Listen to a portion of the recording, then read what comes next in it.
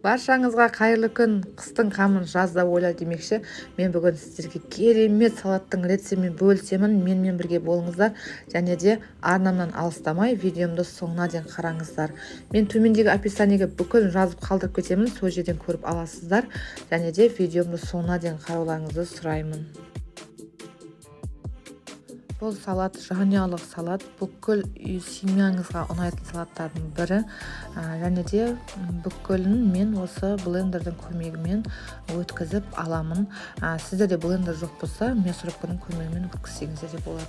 Мен осындай бірінші помидорымды өткіземін, келесінде болгар бұрышы немесе болгарский перецті де осы блендер арқылы өткізіп аламын. Және де пиязымды да осы блендер арқылы өткіземін.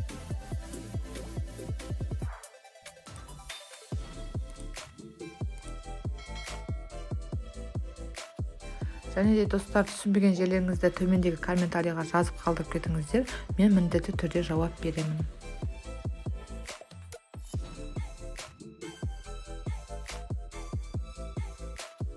Пиязымызды да осы блендер арқылы өткіземіз. Енді мен сәбізімді осы теркадан өткіземін.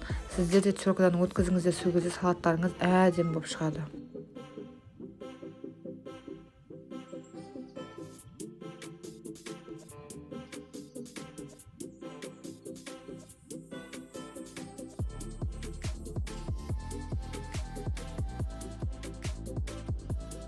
Міне біздер бүкілін өткізіп алдық. Енді ыдысымызға помидорымызды саламыз.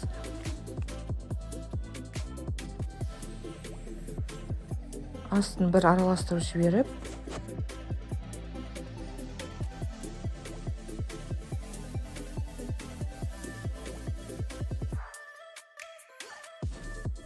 астын жай отта қоямыз.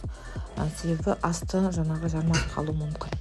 Енді біздер осы помидорымыздың үстіне мясорубкадан немесе блендерден өткізген пиязымызды саламыз.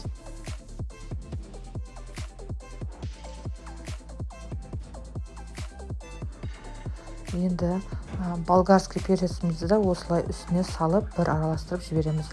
Татымына қарай тұз саламыз осы жерде.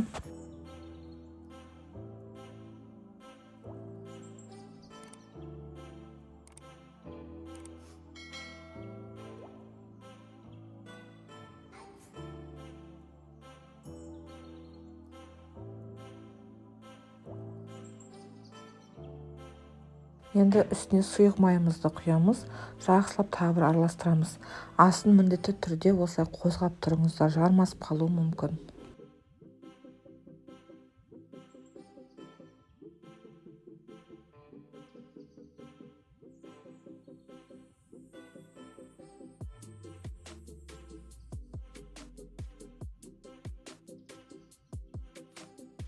Енді үстіне ащы қызыл бұрыш дейді ғой, соны 3-4 бөлікке бөліп саламыз. Қалауыңызша ащыны қаласаңыздар да 5-6 штугын салсаңыздар да болады.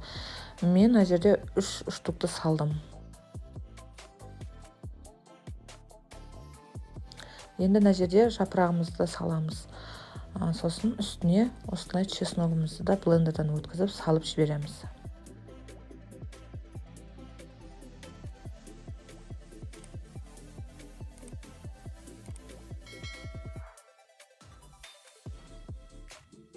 Осы бір жарты сағат қайнағаннан кейін үстіне сәбізімізді салып, тағы бір жақсылап араластырамыз.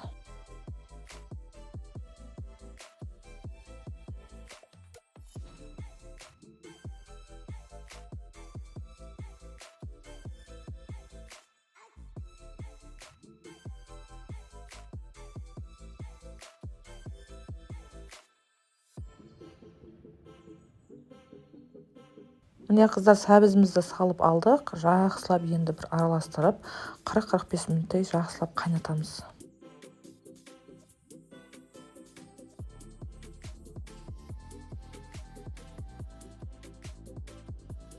Енді осы салатымыздың үстіне туралған укропымызды салып, жақсылап тағы бір араластырамыз.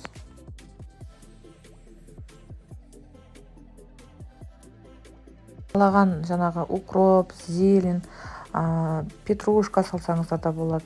кейін де салсаңыздар да болады, әркім қалауынша. Мен мына жерде только укроп қана салдым.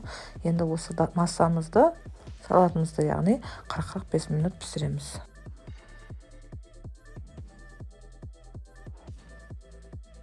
Міне қыздар, біздердің салатымыз дайын болды. Мен тура 45 минут қайнаттым. Енді осыны дайын болған салатымызды алдын ала парланған, яғни тазаланған банкімізге салып бастаймыз.